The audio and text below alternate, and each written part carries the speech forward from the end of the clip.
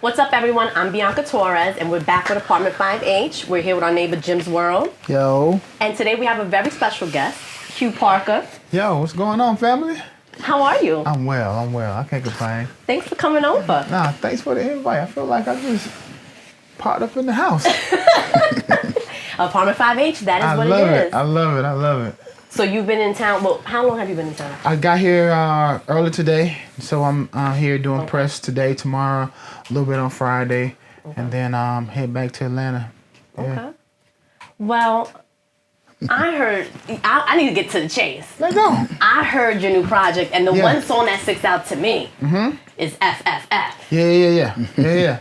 Triple F. Well, you know what? We're going to have to bleep this out because it's the first 5 minutes. I'm getting right to it. Get right to it. I love it. Feed me, me, and be a fan of me. Yeah. Is it really that simple for It's really me? that simple. You know, at the end of the song, I said, it's just that simple because, you know, oftentimes, so let me go back. So as a songwriter, as a creator, you know, as someone who has said that I'm going to carry this R&B male artist legacy, you know, it is our responsibility to sing these songs, be the voice of those that maybe can articulate what they are really feeling and what they're really wanting to say. And oftentimes, the world has positioned it to where you hear often what women need and what women want. And so I wanted to just say, you know what, let me just push back from that a little bit and let me just speak to the hearts of men and be the voice of men. And, you know, I've been married 23 years. I'll be 50 next year. So I know a little something about this relationship thing. And, you know, the one thing I think that men are really, really needing is women to master those three things. If you freak him, you feed him. And the song really, really just explains it. Obviously, it says, when I say freak me, send me a text like daddy come home. When I say feed me, not just a literal feed, but feed my soul. And the last part is so hard because everybody wants to be a star. But if you hold me down, cheer for me, support me when it's time to play your part. That's to being the fan. Okay. And so if you think about it, if women can master those three things, a man will give you anything you want. Is that true? I feel like I do a good job more of that, but. Well, then you're good then. That's a great concept. It's a good concept. Okay, and feed me, so not just food, but food helps. Absolutely. It's a literal feed too. But you know what? I'm glad we're having this conversation. We talk relationships up here, but we don't really get into the nitty gritty. And you're the perfect person to do that with. Yeah. So I feel like we don't talk enough about, like you said, men's feelings, right? I feel like even the R&B right now that we hear, it's kind of like got the hip hop twist where it's just like there's no emotions in it. It's basically like, oh, I'm gonna take you back to the crib and do It's not like I want to feed your soul. There's none of that going on in R&B. Even though R&B is having another moment right now. Yeah. And you're so right. And so, you know, there's been 12 years since my first solo album, The Manual, in 2012 to now. And the reason for that is because, you know, I can do music any day of the week. I'm gifted and blessed in that regard. However, I like to figure out where's there a lane that I can occupy space. And, you know, just from doing research, sitting on the sidelines, still being a fan of R&B music, I just felt like there was no romance in the music. And so with this project, I've coined myself the romance dealer because I'm out here dealing romance. You know, I'm campaigning romance. And so I'm filling the void of all of the years. You know, when you think about the legacy of male R&B artists, we're talking about Luther Vandross, Donny Hathaway, Teddy Pendergrass, Babyface, Marvin Gaye. These guys, they made careers of just romancing. Yeah. And so you fast forward, I don't know what happened, you know, even my 112 days, you know, we was always committed to romance. But somehow the romance got taken away and it wasn't the focus. And so I was like, bam, that's my lane right there. I can, because I live this. It's not something that I'm trying to do. I always say I'm just like an R&B song with legs. You know, I am an R&B dude all the way live. And so, you know, doing this romance thing is just something that is so true to who I am. Yeah.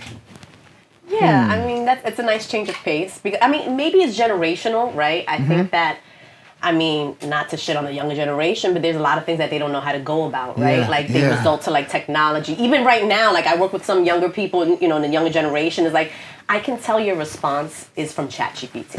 like you really needed ChatGPT to reply to an email. Like, make it make sense. But it's true. It's like they can't articulate those emotions. Yeah, you know, I believe in evolution. Obviously, the title of the album is The Evolution of Romance, and it just kind of shows, you know, I started in this game as a teenager, and I just said I'll be 50 next year. So there's an evolving of who I am as a man, as an individual, how I feel about community and family and all those things. So there's a personal evolution, but then we talk about romance, and there's been an evolution of just how we look at romance from 80s romance was a certain version, 90s romance, 2000, and here we are. But when you're talking about the current generation, I do believe that the world should evolve. And so because it constantly evolves, we have things like ChatGPT and all those things. However, I feel like use them when necessary, but don't just rely on them. You still have to put your personal soul, your feels, and your emotions, because we are a relational people. We love the relationship and not just the formality of some AI, you know, giving us the answers or whatever. Yeah. I feel like it has something to do with like social media too, right? Like it's like you know how to deal with people on a phone, but then in person, like I miss the days where like I used to hate getting catcalled. But now I miss that now. Like I want a man to talk out his window and tell me that I look beautiful today. But people don't do that. They do everything in DMs now. Everything is like a phone. So it's like I never thought I would say like I miss the days when men would shout out their windows. It's crazy. It's just it's that whole courting thing. You know, romance is courting, is dating, is being coy and being shy and getting those butterflies when you know you are about to meet the person that you like, or you know trying to look at your phone all day to see if you got that little nothing text that just says, yo, I can't wait to see you when I get home.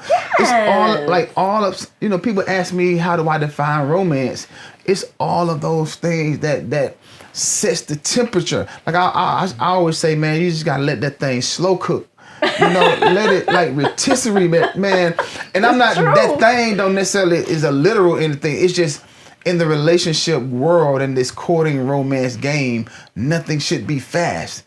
And even if something is designed to be quick, there can be a romantic way to even do the things that was designed to be quick. A little anticipation. Yes. I agree. Yeah. You know what it is? People don't believe in love no more, I think. You think so? Like the younger generation, everything is fast, like he said. Yeah. Why do you think they don't believe in love? I mean, that could be it too, because we all hear like chivalry is dead. Like a lot of cheating, a lot of just bullshit. I think a lot of people don't believe in it.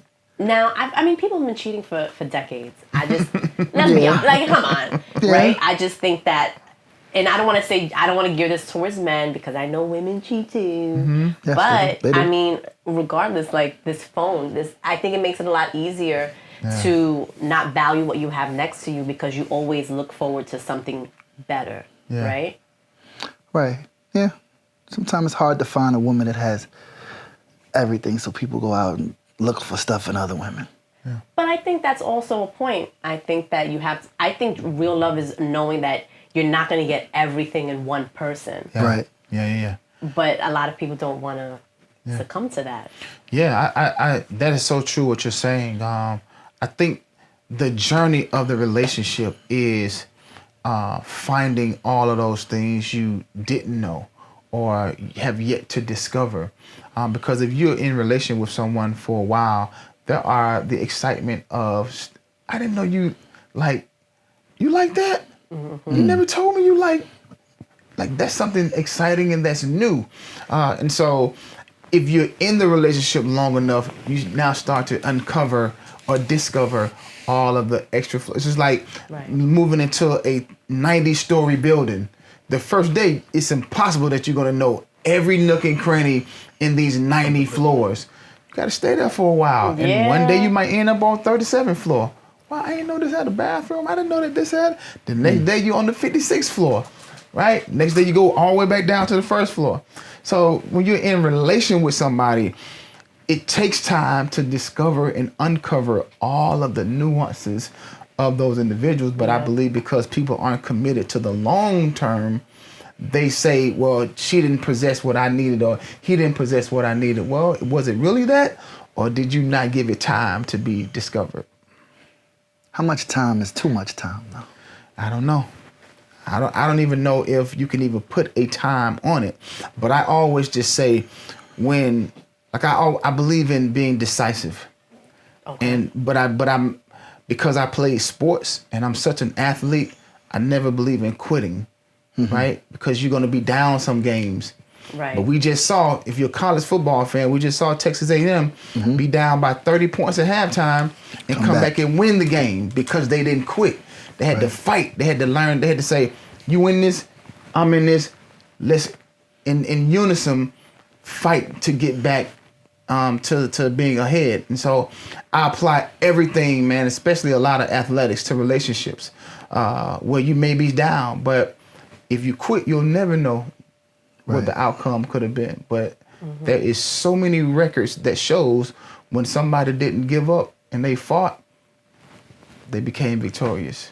How do you know that that's a person that's worth fighting for? And because it comes from both ends too, you know? I think that you just will know. You just will know. It comes effortless, I feel like, right? You'll know. But I think there are sometimes when you know immediately that it's not the person for you. True. What are some signs? Tell me, guys. Ooh, for me, one of the signs I would love. I'm gonna go back. We were talking about the fast pace, and so the process of courting and dating was designed for a reason, for you to really get to know this individual before you go to the step of saying, I want to be seriously committed to you. And during the courting phase is when you find out, for a man, how was your relationship with your dad? Did you have siblings growing up? Okay. Because those are signs of how we gonna rock with each other. Or for a woman, what's your relationship like with your mother? Did you even grow up with your mother? Have you even witnessed love in the home? How is the temperature in the house? Did the man make the decisions and mom was the glue? Did mom wear the pants and dad just kind of, yes? All of that stuff matters. So you need to, I say during the courting stage, find out all that stuff first, because that's gonna be a nice indication of who this person is. Yeah. I mean, so if a woman, let's just say a woman grows up single mother household, that's a strike for you automatically? No, not a single, no. It's not a strike. However, there may be some things that she just may not be available to me in that regard. Like what? Give me an example. Like daddy issues. There you go. So I think one of the let's just say, for instance, a woman has grown up in a house where there was no man present. She never got to see mom meet dad at the door when he came in. She never got to see mom make the plate for dad when he came from. She never got to see mom just loving on after a long day's work. You know, she never got to see mom rubbing the head and when he was driving. She never got a chance to see mom do any of these things. So naturally, she's not gonna do those things. Right. Unless she's done the work. Yeah. There you go. And done the work. There you go. Yes. There you go. And then you have to decipher whether or not this person is worth the patience, there right? You go. Yeah. And everything, again, with time, you know, we can all discover things together. And we can actually shape and mold each other into the partner we really want. If you give it time. Or you can give it time and find out this is not the person you thought it was. And even if that sometimes finding out that it's not, is their desire to want to commit to whatever this is. Right. If I can identify a deficiency and say, hey, let's work on X, Y, and Z. And she's like, oh no, I'm just me, you know, take me for who I am. Right. Blah, blah, blah, blah. Right. Well, that is me. That is someone showing me that they're not trying to be a teammate. Now, did you always have this mentality even when you No. were younger? Okay. No. Because I feel like, we're having this conversation and it resonates and it's like, but I feel like I also think that way now at this age, in my 20s. I did not think this way. Absolutely not. Right. This is why just my personal opinion, I just think that men shouldn't consider seriously getting involved and really going to that level until like mid-30s. Yeah, I mid to agree. late 30s. Like live, man. Women explore. too. Yeah, like period. this commitment is designed to be forever and lifelong. And you don't want, so many people have derailed their love ideal, or as you said, don't believe in love no more, or whatever the case may be, because they tried to commit in their 20s and asking somebody to commit in a way that they just weren't available to commit. Amen. So I say live a little bit, wait till your mid-30s or whatever. You should be able to have gotten yourself in a nice position of who you are and understanding who you are. Right. And then try to go into that. Yeah, that's my personal. How hard is it, like, temptation wise, if like being on the road, being around a bunch of women, and trying to stay committed at the same time? Man, it's very difficult. It's super, super difficult, man. And I'll just tell you, so my journey of 23 years, which means I was married at 25. And again, this is my own advice to myself. I should have waited until my mid-30s. However, I'm so grateful, man, that I got a real one who she had the patience for me to grow into my manhood and my maturity, because had she didn't, I feel like I would have ruined her. She would have ruined me. But I love her so much because she had the patience to allow me to grow. But if I probably could do it again, I would have just waited until my mid-30s, because you got to think about it. 25, man, I'm at the height of peaches and cream and anywhere, and 112 is at the height and all that. Like, and the focus really was about establishing my career versus trying to be at home and a family man and all those things. And so again, if I could do it all again, I would have waited until my 30s. But I'm so grateful, man, that my wife, she saw something in me that I didn't even see at that age. And this is how, because of her willingness to give me grace and patience, this is how I can sit here as a 23-year-old married man. I think that's important too, because like when I see like young girls getting into relationships, I feel like a war veteran. I'm like, Don't do it. don't do it. You know what I mean? Don't do it. You know what I mean? Like I do, but it's not that, that I'm down on love. I do believe in it, but I also was in a relationship when I was 22 to like 37, right? So it's like I know, and it's like men do need time, not only to sow their wild oats. Right. But even build themselves as far as career-wise, and even women too, because I think people don't understand that, relationships are work. There's a certain commitment, and when you're building, there's a certain compromise you're gonna have to make. You're gonna have to compromise either in your relationship or your career. Yeah. Right? Because if you're a female and you're building a career, you have to be outside. You have to be networking. Yeah. But home needs attention, and vice versa, even for men too. Right? Like you got to build, you got to be outside, but home needs attention, and it's hard to balance the two. It's possible, but I always feel like something is going to be compromised. Yeah. It may not be compromised a lot, but at least a little bit. Yeah. Right. I agree with that. I think that, like the word you just said, whenever you're in a partnership, compromise and sacrifice, man, grace. Yeah, lots of it. Forgiveness. What's a deal breaker for you, like, in a woman? What's a deal breaker? Man, I don't know if I have a deal breaker. No? I don't know if I have a deal breaker, man. If I had to just pinpoint one, it would be somebody who just isn't spiritually sound, don't have a faith background, don't have a belief system, or anything like. I would say that would be the deal breaker. But again, I'm one of those that extends grace and space. Okay. We can get to the end zone together if it's something that we really want to invest in. Have you always had this much patience for like a relationship? Nah, something had to happen. You're so You're too forgiving. You're too forgiving. I told you, man. You know, when you have lived long, man, a relationship just teaches you a lot about life. If you really are attentive to the journey. Yeah. It's almost like riding in a car, you know, and someone asks you, "How did you get here?" And you don't know that I made a left on 14th and I went down and hit Broadway, then turned on 8th, right?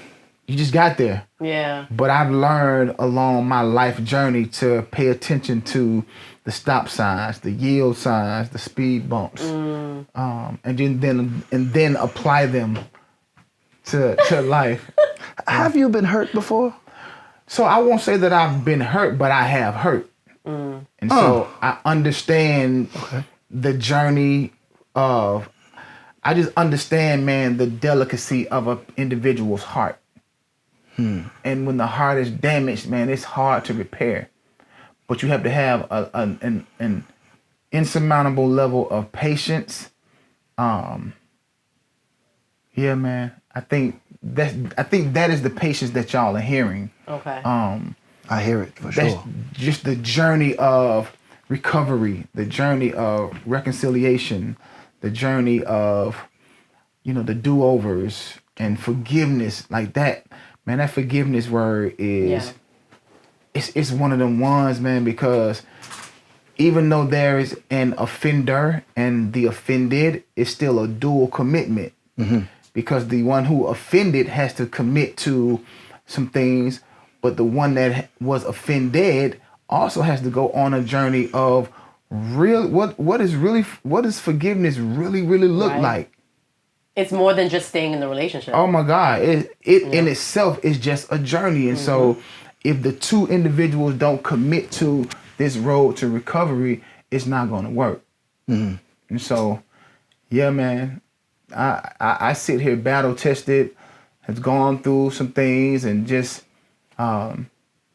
grateful again that I have a wife, man, that I go back to patience. Yeah. She exercised patience, and so as an ultimate teammate to her, I also have to be patient in areas. Yeah, I think sometimes in relationships, when you go through something, it's like, you know, the man does get, I'm not going to say turned off, but it's like there's a switch, right? Like you don't understand that the woman has to go through some motion. So I don't want to say there's some shit you have to tolerate, you know what I mean? Because, you know, besides disrespect, but there is like, you do have to like kind of like let her get her shit off for a little bit. You know what I'm saying? Like, no, you do. Like, she's going to bring it up at least 2 times. And I do think that's not real forgiveness, but, you know, people are human. Why you shook your head?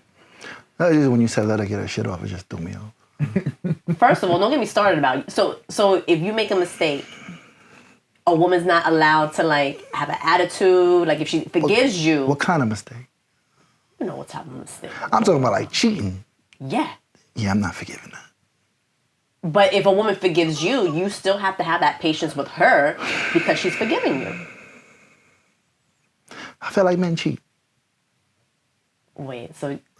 I feel like when a woman cheats, it's more she's with emotions. Like, I could cheat and it don't mean nothing to me. But I feel like if my girl cheated, she might have been emotional or into the other guy. I can't forgive it. That's not necessarily true. You agree with this guy? Well, what I understand in life, man, is the power of perspective. Which means everybody has their own opinions on how they see certain things. Okay. And it's not for me to say theirs is right or wrong. But however, I just believe that a relationship is more like, see, in this stage of my life, I enjoy having a partner, a life partner, right? That I'm married to. Right? So let me clear that. I enjoy having a life partner that I'm married to. And so for me, life partner is the priority, not being married. Okay. And so if I'm being in a partnership with somebody, that means I need to be understanding, I need to be patient, I need to be forgiving, and to be just nothing is too egregious to be forgiven. Wait, say it again, one more time. Nothing is too egregious to be forgiven. That's just my opinion. From both ends. It's well from me because Okay. again, my perspective is this is my life partner. Like I've created life with this person. This is the mother of my child. We're grandparents, our grandchildren.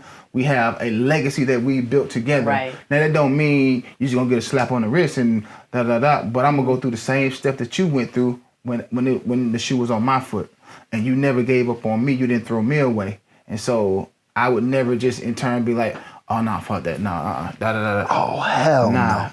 I'm not. All right, so wait, question. Yeah. So, not your situation, but just say someone was married and their wife took a girls trip. Mm-hmm. On this girls trip, she had sex with another man. And she comes home and she says, babe, I did something I shouldn't have did. I was drunk. I had sex with another man. Can you forgive that? Yes. Over time. Now, I'm not just saying she's telling me that I'm like, girl, come here, girl. Yeah, Right. I'm not saying that either.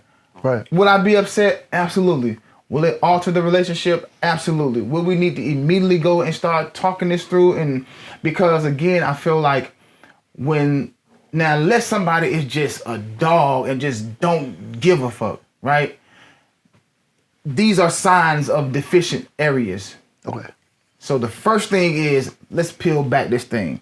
What is it that maybe I wasn't doing? What is it something that you needed? And I'm saying all of these things because I've gone through therapy. I've gone through marital counseling. I've gone through recovery therapy sessions. And so I know the questions to ask. I know the steps of recovery because I've been there. But if my wife came home and told me that, nah, I'm not gonna be like F you, get out, da da da da da. No. So you believe it's something that you could have done to force her to have done that? No, I don't believe that because everybody is in control of their choices, right? And I can't prevent somebody from not doing something that they chose to do. But I also am a person that I do understand that things happen, mistakes happen, and sometimes you don't just make the best decision. None of us are perfect, right? And I'm just not. Now, again, I ain't giving no passes. You're not gonna premeditate the act, right? No, you're not just gonna go out and be like, my goal this weekend is to get into a situation. Right. That's not happening. However, if it's delivered in the same way that you just brought it to me, then all right, let's talk this through. But we finna go get some, and it might mean some separation. It might mean I pack my stuff and go get another pad, right? It may mean all of those things, but I'm just not gonna be on some old F you, get the fuck out, blah, blah, blah, blah, blah, blah. No, we clearly have an issue. We're gonna work this thing out. I'm gonna go over here, be over here for a little while. While you're over here, we're gonna start going to some counseling. We're gonna get some help. We're gonna talk this through, and we're gonna try to see if there's a way that we can recover this. And if she does it again? You can't be a repeat offender now. Okay. Yeah, nah, you can't be a repeat offender. That's a level of maturity I gotta reach at some point. Apparently. That's tough. That's tough. You could never forgive? I've forgiven. Like I've been in situations where girls always use this excuse. I hate it. Like we was on a break and I did something when we wasn't really together like that. And it's like But if you my wife, like we together, we live together, and you go fuck somebody. Even if you did it first? And then, look, and I don't believe in get back. So. If I did it first. But don't you think you have to take it on the chin? Like if I don't feel like that because I could do it and not care. I don't feel like the woman can do it. That's not true. There's plenty of women that do. And what's the name we have for those? Don't make me say it. Yeah, I can't say it. I can't say it. It's not nice. I've had sex with women and forgot their name. I've been in cities and forgot. I don't think a woman can do it. But women can. And what's the name we have? That doesn't necessarily mean that's what they are.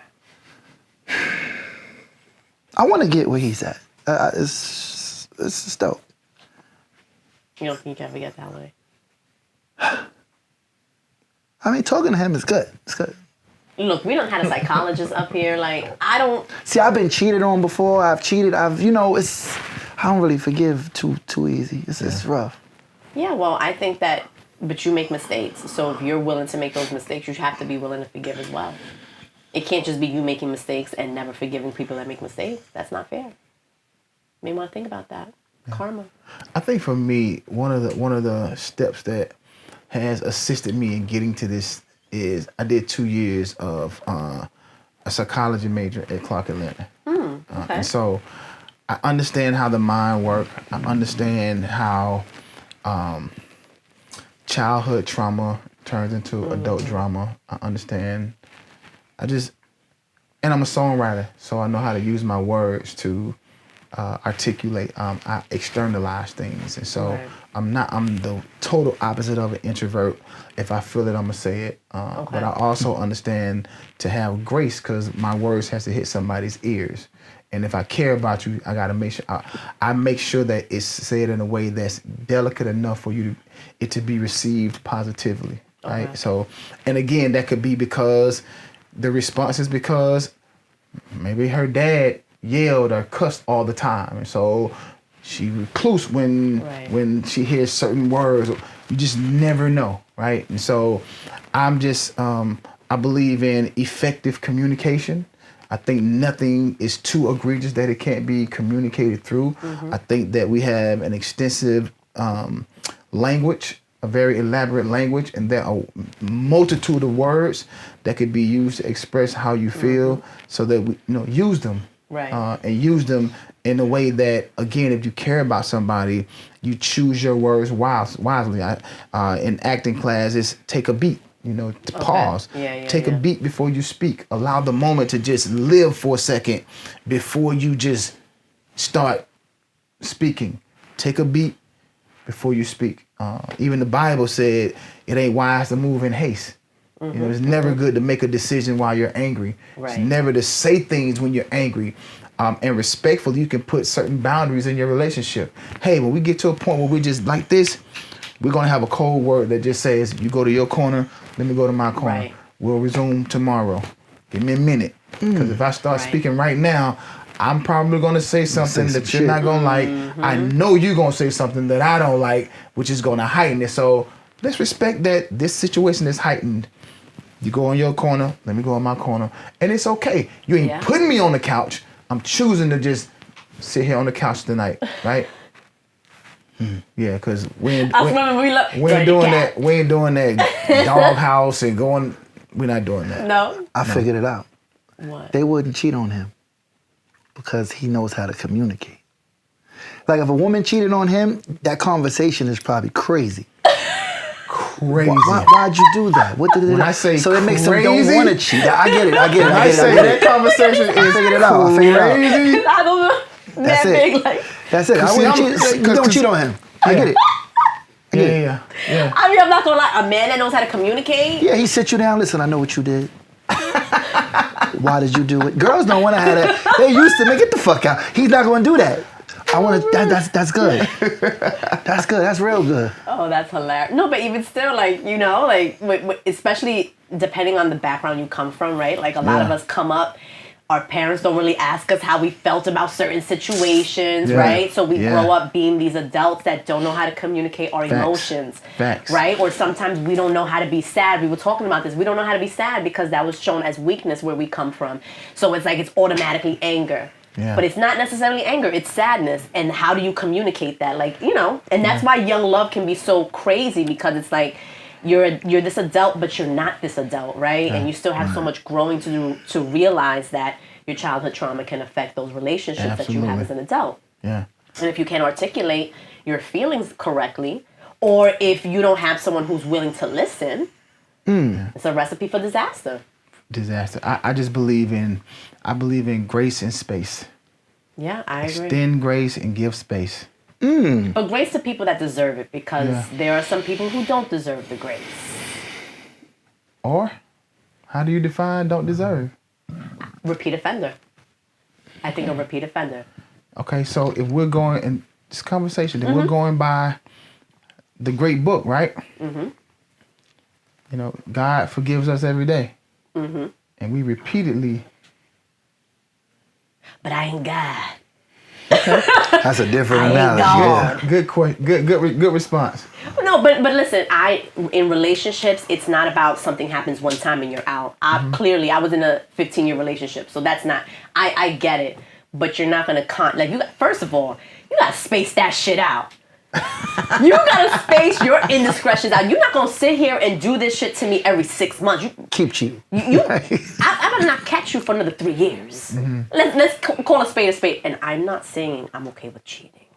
Yeah. But especially when you're younger, right? It's like you don't realize it is the norm for a man to cheat if you get with a man when you're young and he's young. It is. I mean, it is. You think it's an age limit on cheating? Well, I won't gender specify it. I won't gender specify. Especially it. nowadays, no, women are turned all the way the fuck up. So, yeah. So I just, again, this goes back to what I said earlier.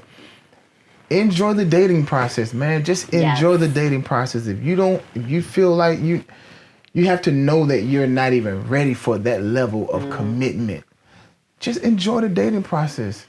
Enjoy it, because once you say I do, I think people don't truly understand the covenant that you recite at the altar.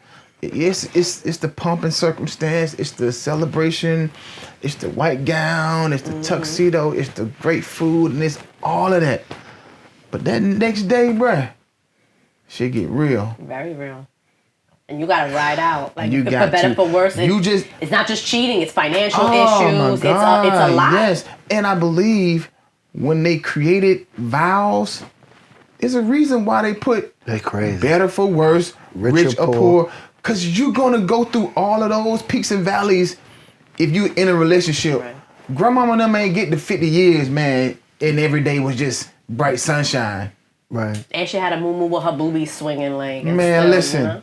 I got married. It didn't work, but I was to blame. Accountability. Yeah. We're making a breakthrough right now. I did 7 years married. It was He cool. said like it's a bid. I did 7 years. No, what the party said about the vows, I remember when they was saying the vow, like we was reading them, I was like, damn, all this? And it was rough. Yeah. It was rough. I tried though. You did. Could you try it again? Nah, because we had more fun before I said I do. I felt like that was just person. Just Oh, in like- general, do you see yourself getting married again at any point? You don't want to talk about it because you don't want them to see it and know the angle. Stop. I know couples that have more fun before they got married than when they actually. That's usually the case. But I think they could be fun even afterwards, because at that point it's like, you know, that person is yours. Like, you could do, for me, it's like you could do whatever with that person. Like, you can get as freaky as you need to Nobody's get. yours. Nobody's yours. Yeah. Nobody's yours? No. Don't tell me that. You mine, you mine. I love That's it. it.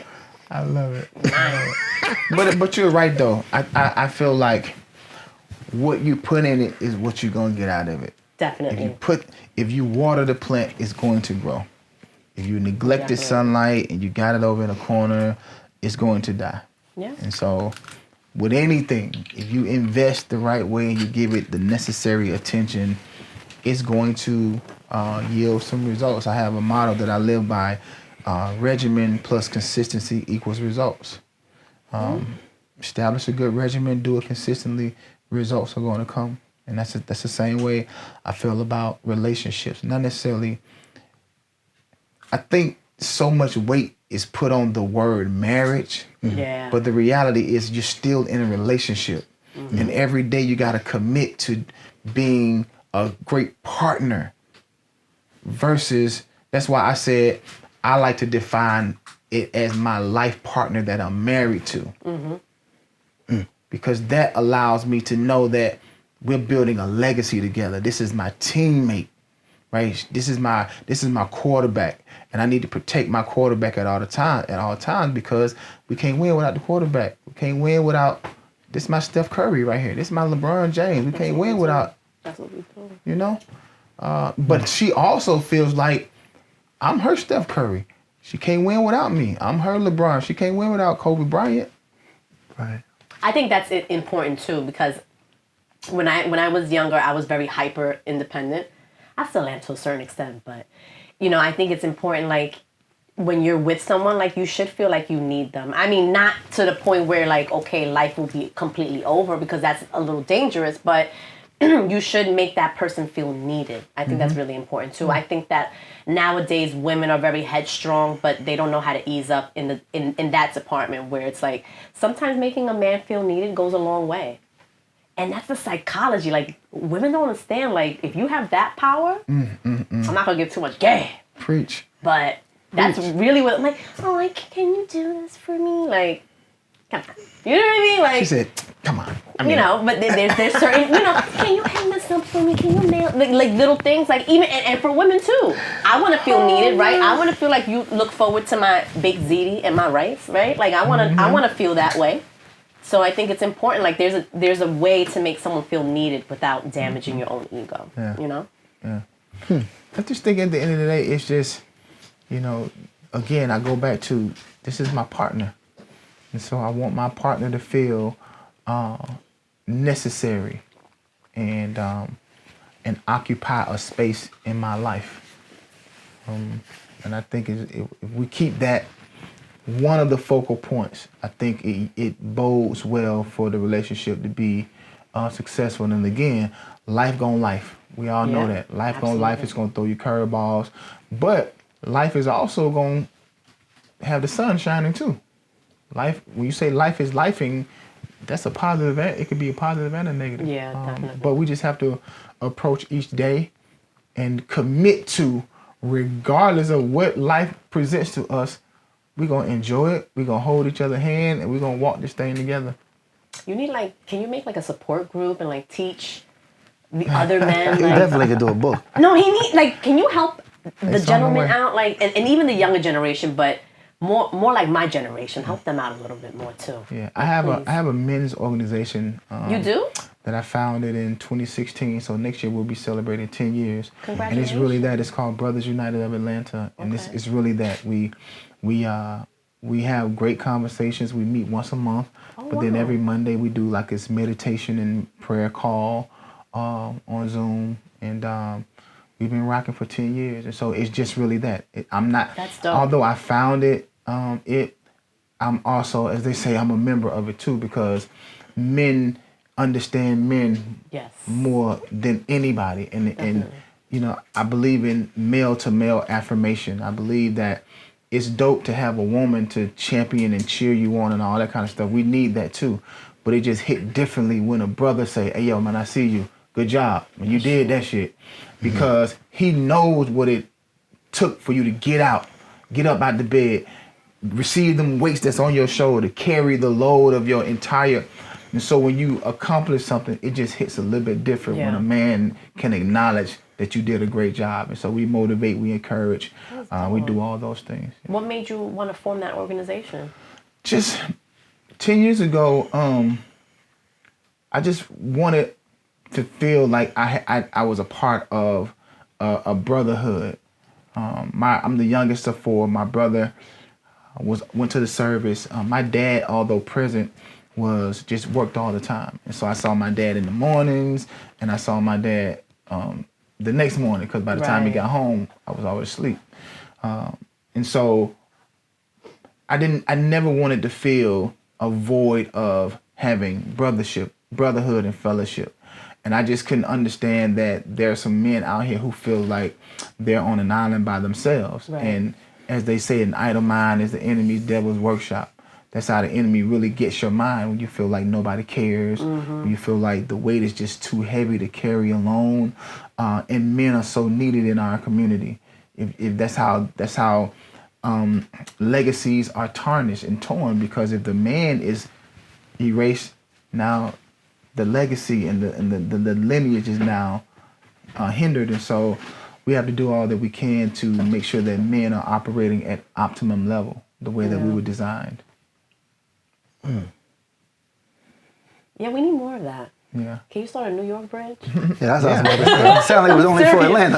Nah, I'm man. serious. Nah, it could be. I feel like men in Atlanta You a can little head more. the New York Yeah, let's do it. division. Yeah. You want him to head it? Yeah, he can. Yeah, pretty good.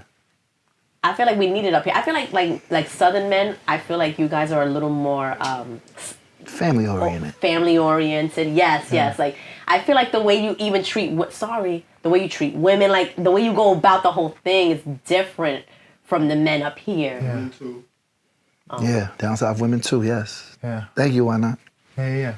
Anyway, I love a tri-state area chapter. So we can talk about that, but we Let's need do it. one. Yeah. How long were you dating before you got married? So I was married in 2002. Charlene and I dated, I think 2 years. 2 years. Okay. We dated 2 years. Well, that was definitely 112 height. Yeah. Mm-hmm. Yeah. So we met in 98. No, I mean in 2000. Maybe 99-ish. So we dated for 2 years. And what's crazy is at 24, I would want to say, I knew she was different. I knew she was different because just the way she carried herself. My wife is 4.5 years older than me. Okay. And so, you know, just the wisdom of being on this earth a little bit longer than me Yeah, it makes a difference. kind of made us kind of eye. Whereas when I was talking to girls my age, because I was experiencing traveling and all that, our communication was just Off. It was a disparity in the communication. But here was this woman who was just older than me, a lot more mature than I was. She just knew how to. She was a woman already. So I'm 24. She was 29 at the time. Oh, yeah, that's and a so gap. I'm like, she's different. And we never talked about marriage. We never talked about anything. And just one day, man, I just found myself at the jewelry store. So, and yeah, here we are. Aw. And it lasted. And it lasted. Yeah. That's tough. Speaking of legacy, because I'm obviously a 112 fan, Absolutely. I would like to hear some stories, like, about that time. Like, what was it like? Well, your first song was, like, with two of New York's biggest hip-hop artists, Mace and Biggie. Like, what was that like for you? And how did it happen? Wow. What was that like? Every time I come to New York, I just have a moment in Times Square because That's the video. that's the video that just... And remember, that was the remix. Right. The original version was shot... Isn't there like some big library here? We shot it in New York. Probably the library by 34th, or is it, yeah, that's the library. It's some cathedral-looking library. Museum or library? Museum. Not library, museum. Okay. Busted that, shot a video there. We shot... Which one? Eastern Parkway at the big library. Was it in Brooklyn or Manhattan?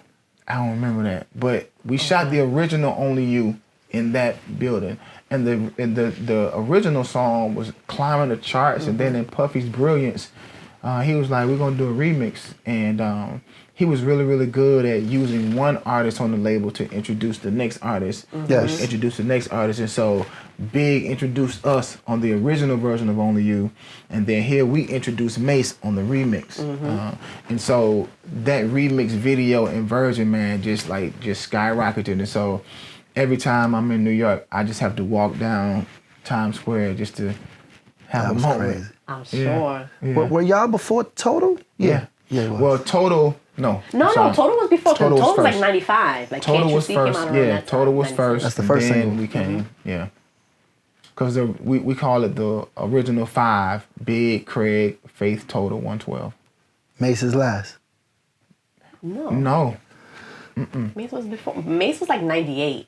97, I'm lying, 97. Well, That was 97. his solo came probably 97, 98. Yeah. Yeah. Because this remix was 97.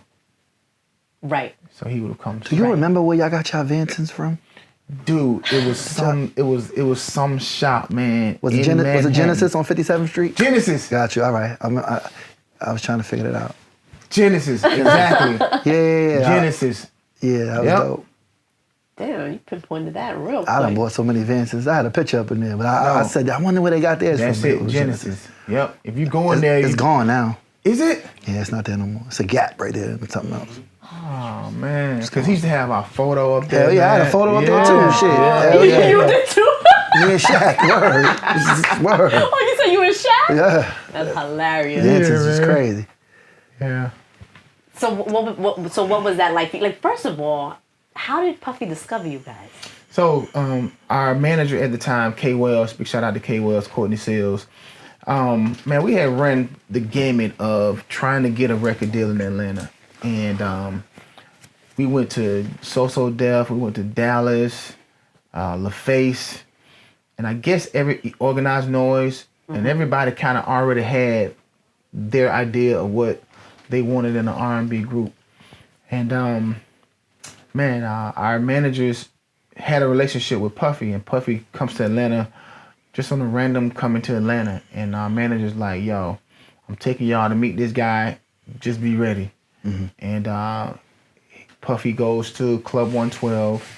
That was the official first time we ever met Puffy, and so it's kind of like one of them walk with me while you are auditioning. And so Deron has a little keyboard, he trying to walk and play, and we snapping, harmonizing. And I guess what we did in that impromptu was compelling enough for him to fly back down 2 weeks later to have an official audition in a studio.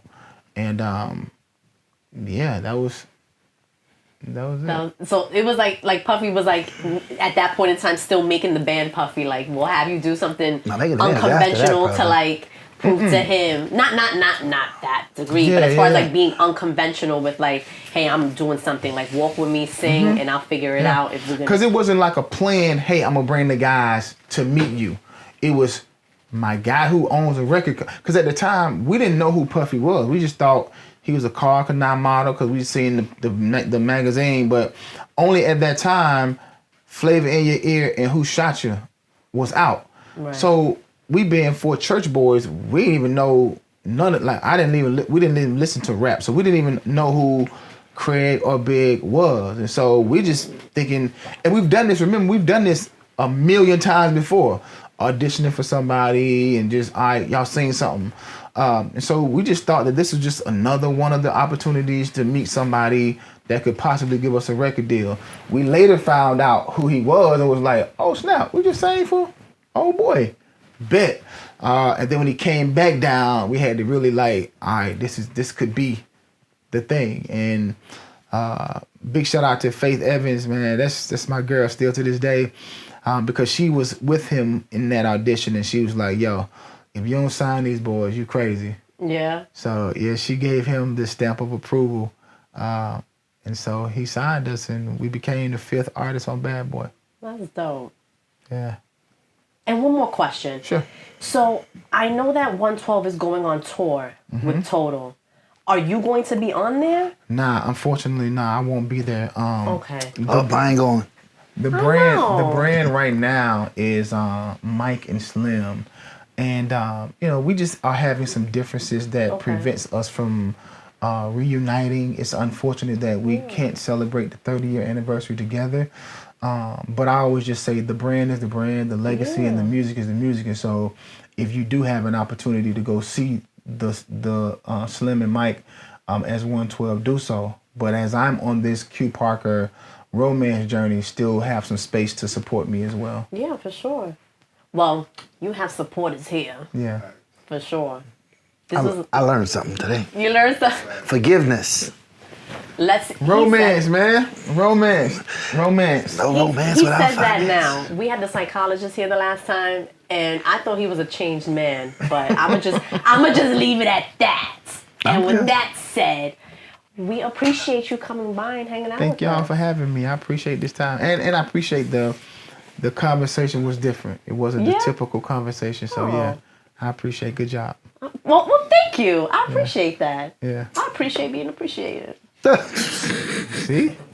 You want to shout out your project one more time? Yes, I am a romance dealer, Q Parker. New record in stores. It can't say in stores, but it's available on all the platforms. It is The Evolution of Romance, Volume 1. I am at Q Parker 112 across all the social media platforms, and it's qparker.com is the official website. All right, well, we'll be tapping in. And please listen to his music so y'all can treat women better, because it's out of control. And women listen to it too, so you also can treat men. Okay. There we go. There we go. All It's right. out of control. All right, it's out of control everywhere. Everyone listen. Everyone listen. Everyone listen. Thank you again. You're welcome. Bye, everyone.